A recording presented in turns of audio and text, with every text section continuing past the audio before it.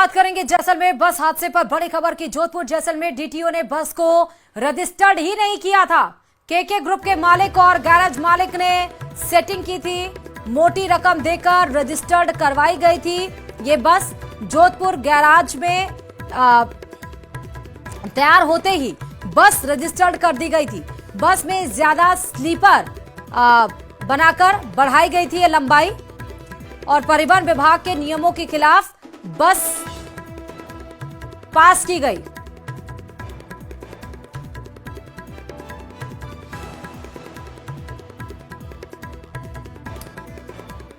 तो बड़ी खबर आपको जैसलमेर बस हादसे में बता रहे हैं। जब आप देख रहे थे, ये तस्वीरें उस समय की हैं जब जैसलमेर पर जो ट्रैवल बस थी वो चलती हुई जब उसमें आग लग गई, और जिसमें 57 यात्री सवार थे, जिसमें अब तक 20 लोगों की मौत हो चुकी है। 14 से 15 जो यात्री हैं वो जिंदगी और मौत के बीच, उनका महात्मा गांधी अस्पताल जोधपुर में इलाज चल रहा है। ज्यादा और जानकारी के साथ संवाददाता सामल दान इस खबर पर जुड़े हुए हैं।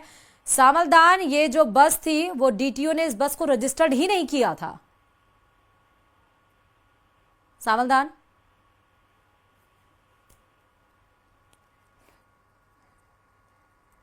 सामलदान से हम फिर से कनेक्ट करेंगे। फिलहाल डीटीओ ने इस बस को रजिस्टर्ड ही नहीं किया था। केके ग्रुप के मालिक और गैराज मालिक ने ये पूरी सेटिंग की और मोटी रकम देकर रजिस्टर्ड करवाई गई थी। जो जोधपुर गैराज में ये बस तैयार होते ही रजिस्टर्ड कर दी गई थी। डीटीओ ने रजिस्टर्ड नहीं किया था, मोटी रकम दी गई थी यहां पर, यानी रिश्वत, और उसमें ये बस तैयार करवाई गई। जैसे ही तैयार होते ही जोधपुर गैराज में और ये रजिस्टर कर गए। सबसे हैरानी की बात यह है कि बस में ज्यादा स्लीपर बनाकर इस बस की लंबाई भी बढ़ाई गई थी।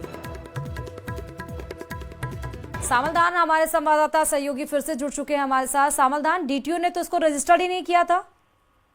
देखिए, साफ तौर से एक बहुत बड़ा खुलासा हुआ है। सूत्रों से अहम जानकारी मिली। जो चित्तौड़गढ़ के जो डीटीओ थे, उनके जो प्रशासनिक अधिकारियों ने जोधपुर गैरेज में ये बस जो तैयार हो रही थी उसको गैरेज में खड़ी होती उस वक्त उसको रजिस्टर्ड कर दिया था।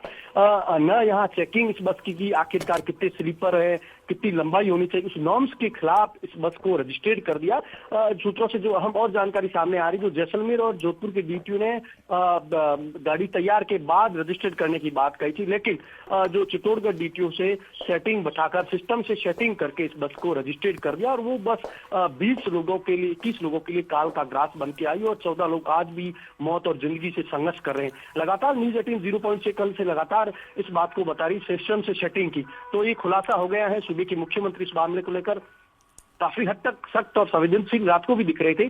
आज जो चित्तौड़गढ़ के डीटीओ को निलंबित कर दिया है, तो इसका साफ तौर से जो हमारे पास कल से इस बात की इनपुट्स थे, सूचना थी कि जो सिस्टम से सेटिंग करके इसको चित्तौड़गढ़ डीटीओ ने, जिला परिवहन कार्यालय ने इस बस को जोधपुर गैराज में खड़ी थी, वो तैयार होती, उससे पहले इसको रजिस्टर्ड कर दिया था। जी, मतलब जोधपुर डीटीओ, जैसलमेर डीटीओ ने रजिस्टर नहीं किया था, चित्तौड़गढ़ ने इसको रजिस्टर कर दिया था। जब ये बनकर ही खड़ी थी, तभी बनी रही थी, तभी रजिस्टर्ड हो गया था। दूसरा ये कि इसको मॉडिफाई करके इसमें स्लीपर जो सीटें हैं वो और बढ़ाई गई थी, इसकी लंबाई बढ़ाई गई थी बस की। देखिए, सूत्रों से वो एक अहम जानकारी ये भी सामने है, जो बस का जो नॉर्म्स था, उस नॉर्म्स को हटकर इन्होंने रजिस्टर्ड किया है। बस का संभवतः जानकारी ये सामने आई, जो 5 स्लीपर होने चाहिए थे एक तरफ, दोनों तरफ 10 थे, लेकिन दोनों एक तरफ 6 करके 12 स्लीपर कर दिए थे। और जो मॉडिफाई बस थी उसको नॉर्म्स के खिलाफ उस बस को तैयार था किया, और उसको नॉर्म्स के खिलाफ उन्होंने रजिस्टर्ड भी कर लिया। सबसे बड़ी दुख की बात है, जब सूबे के मुख्यमंत्री इस मामले को लेकर गंभीरता बरताई, कल